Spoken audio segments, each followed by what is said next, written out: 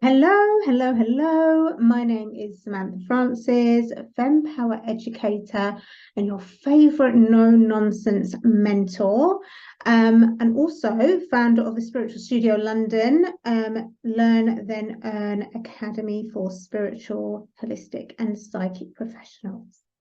So today I want to really talk about something that I actually did a post on this the other day on Facebook, but I really wanted to kind of like articulate it and verbalize it on a deeper level and share it with you guys today. And that is that sometimes we will get feedback and we won't like it. Now, you might be thinking, okay, who cares? It's feedback. How does that relate to me? Well, I'll tell you why. Because I noticed in all the years of working with clients, over 15 years of working with clients, one of the hardest things that we can go through is hearing those that are nearest and dearest to us pass critiques, comments, what other words can I use to put it? Just give their opinions on us and how we are, who we are, and it can often feel like an attack. So for an example, if I tell you, I spoke to a client just a few weeks ago, she won't mind me saying this, but she was saying that she was really hurt and upset with her partner because her partner had called her irresponsible. He said, you're a very irresponsible woman. And it really hurt her. She was very, very upset about it.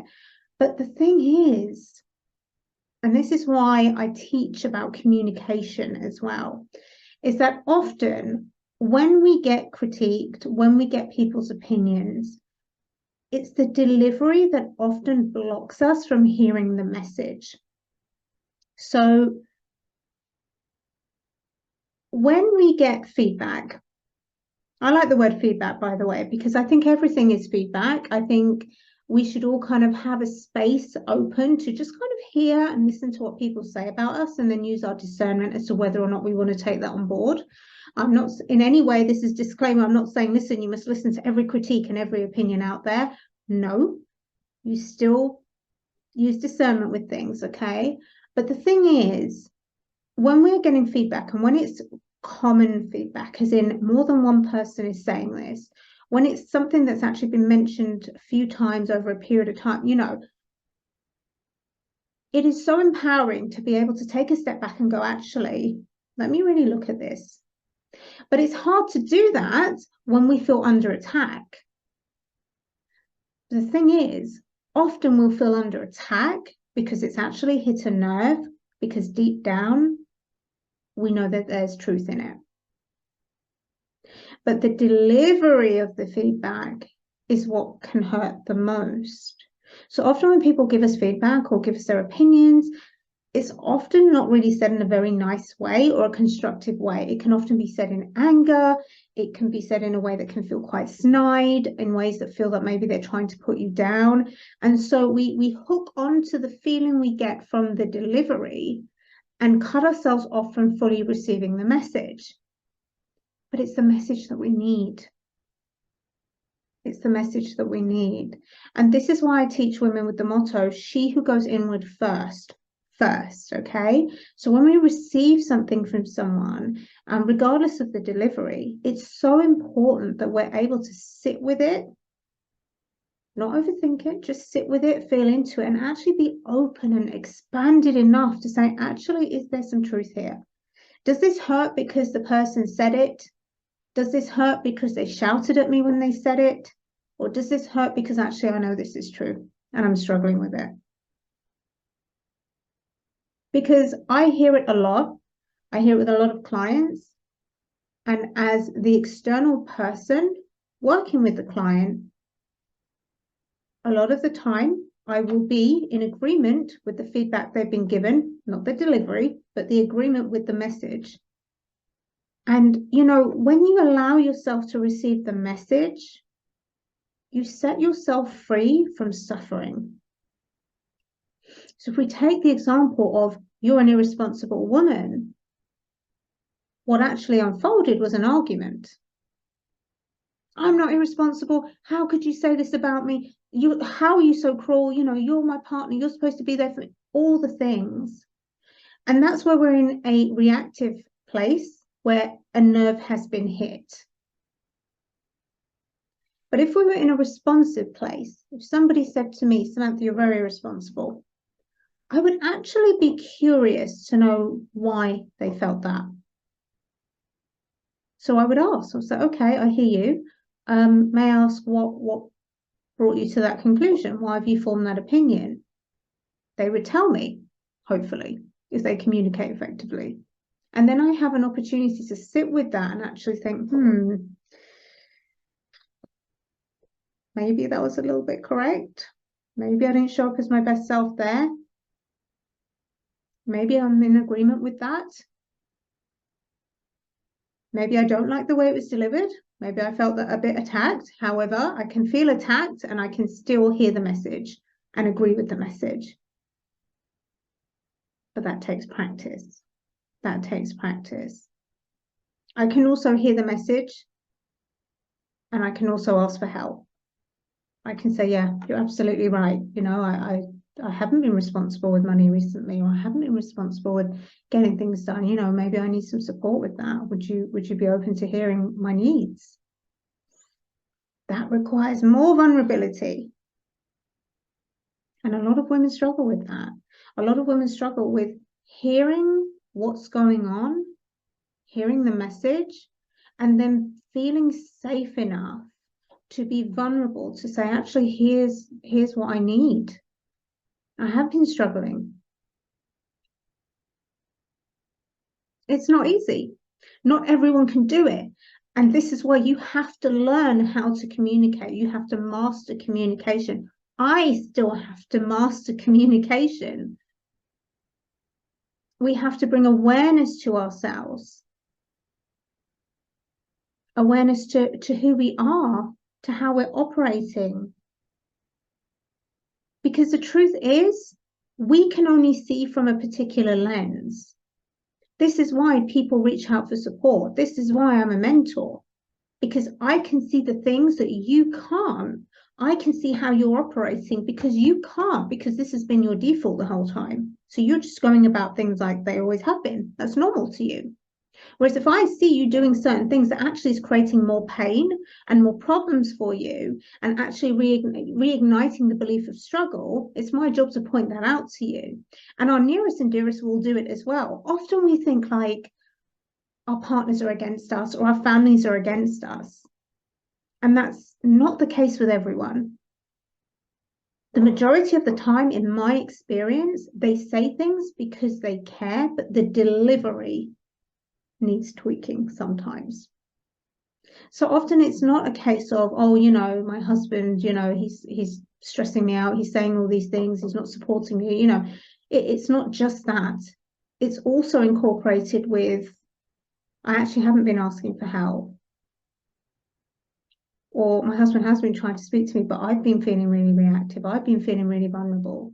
So I get triggered when he says anything about me, when I'm trying, I'm struggling, you know, but we haven't asked for help. So sometimes the people around us are not necessarily the baddies in the story. They're actually fantastic opportunities for us to help ourselves and to ask for help. You know?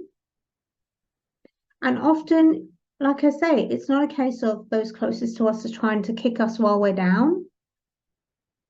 Everyone's operating from a different lens. Everybody communicates differently. Again, communication is so important. It is so important to master, especially in personal relationships. But if you can take the message and you can sit with it and you can say, right, okay, I can see what he's saying. Okay, it hurts. It's uncomfortable. I don't want to actually face my stuff right now, but I can see why he said that. Then it gives you a window of opportunity to create change. Because if you're not allowing yourself to expand and see certain things, then you stay stuck. You stay in this lens.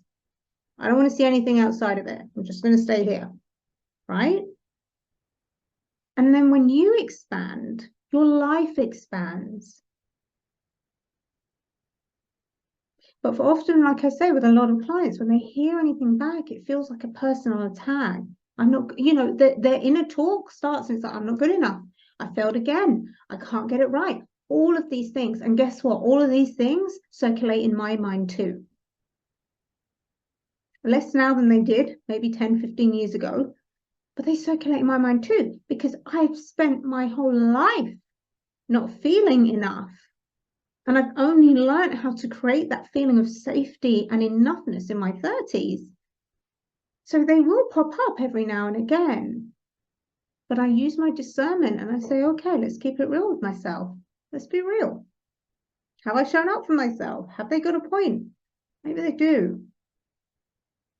And again, like I said at the beginning, this doesn't have to be a thing where we take everybody's opinion or everybody's conclusions of us to be a validation of who we are. Sometimes there are people out there that would just like to project and attack.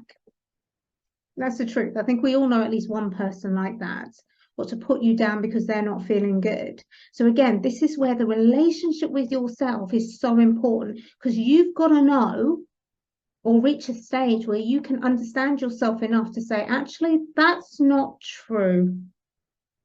I'm not a horrible person. I'm not this evil person. I'm not these things you're saying to me. I'm not going to accept that. So remember, there's a difference between criticism, constructive criticism, and it really just attacking someone. Even the message alone can be an attack. But it's your discernment that gets to decide which is which. Either way, have an expanded view. Allow yourself to look from a different lens, and then you use your discernment as to whether or not you choose to do anything about it. Because you always get to choose. You get to choose whether you react and see this whole thing as an attack, or you get to choose to whether or not you listen, you sit with it for a little bit of time, and then you make a decision as to what you want to do. It's called taking radical responsibility. And that is what I teach my clients to do, because you know what? When you do that, your life gets a hell of a lot easier. Does it get to be negativity free? No, it does not. Does it get to be super simple and easy? No, it does not. But you activate parts of you that make sure that whatever bumps along the way that you experience, which we all will, you're able to navigate them with more ease and more responsibility for yourself. That is how you step into being a woman of power, being able to hear feedback. I've got to admit to you, when I first started out in business, I did not ask clients for feedback. And the biggest reason for that is, and I'm going to share this and I'm going to be really open with you, is because I was scared that they would say to me, I'm not happy with her. I didn't like her course. I didn't feel she really helped me. And I would feel that it was the ultimate rejection. Again, I'm not good enough. I had some real issues around abandonment and rejection. So I avoided it. And I had to slowly build myself up over my time in business and working with women to actually get to a place where it's like, it's okay. It's okay if she wasn't happy with this course. It's okay if she didn't get what she needed from me. Because I'm not here to please everyone. As long as I know I provided everything as promised, it's okay if she didn't get those results. Sometimes people won't do the work and they don't get the results. But that's just the truth. It doesn't have to be validated as a personal thing about me. But at the same time, when it's coming from those closest to us, it will feel like a personal thing. But the more you master your emotional intelligence, you get to learn to separate it. Okay, they're not saying that they hate me. Well, hopefully they're not. They're not saying that they hate me. They're saying that certain ways that I'm showing up in or behavior that I'm showing, they don't like. Or that doesn't make them feel very good. So you see, when you've separated it, it doesn't feel like it's an attack. It doesn't feel like it's about you that's unliked or not enough or unlovable. It's okay, I've been a bit reckless with money, or I haven't been sorting the house out as promised. And there you get an opportunity to state what your needs are and the support that you may need. Because often it can be very frustrating for those around us to see a certain behavior unfolding and not really knowing how to help. Those that love us, our nearest and dearest, do want to help us. They do. But where the frustration may come in is where they don't feel they can, or they haven't heard from you how they can. So don't be afraid to ask for what you need. And don't be afraid to expand your lens. Don't be afraid to hear feedback. I get feedback all the time now. And do you know what I do with that feedback? I look at the things that I need to look at. I go, right, this needs to improve, or maybe this needs to be taken out, or maybe that needs to change, or actually maybe nothing needs to change at all. And I use that feedback to get better, to grow. So I can be a better version of me for my children, for my partner, for my clients, for my students. It's a ripple effect, but it all starts with you. So I hope that helps. If you have heard some feedback this week that has made you uncomfortable, has made you sad, and made you kind of feel like, why do I even bother? Get in touch. Get in touch with me. I would love to support you. Feel free to drop any questions in the comments. Again, I will check through and see if I can support you in any way. But please do know that you are not alone. I'm here to support you in living a life you love, and I will see you next time. Bye-bye.